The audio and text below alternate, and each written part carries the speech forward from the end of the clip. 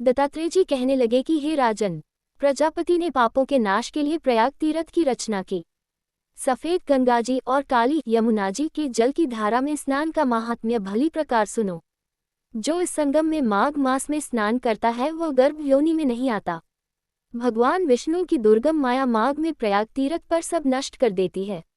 माघ मास में प्रयाग में स्नान करने से मनुष्य अच्छे भोगों को भोगकर ब्रह्म को प्राप्त होता है।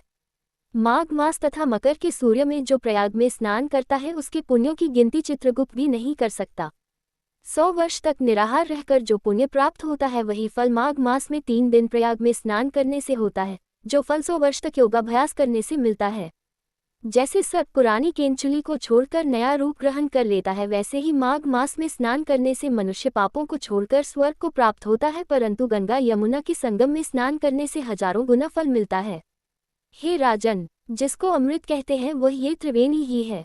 ब्रह्मा, शिव, रुद्र, आदित्य, मरुद्गण, गंधर्व, लोकपाल, यक्ष, गुह्यक, किन्नर, अनिमादि गुणों से सिद्ध तत्वज्ञानी ब्रह्मानी, पार्वती, लक्ष्मी, शची, नैना, दिति, अदिति, संपूर्ण देवपत्नियां तथा नागों की स्त्रियों, घृताची, मेनका, उर्वशी, रंभा, तिलोत्तमा, अप्सरागण और सब पितर मनुष्य गण कलियुग में गुप्त और सत्युगादि में प्रत्यक्ष सब देवता माघ मास में स्नान करने के लिए आते हैं। इन दिनों माघ मास में प्रयाग में स्नान करने से जो फल मिलता है वही ईश्वर ही कह सकता है, मनुष्य में कहने की शक्ति नहीं है। हजारों अश्वमेघ यज्ञ करने से भी यह फल प्राप्त नहीं होता।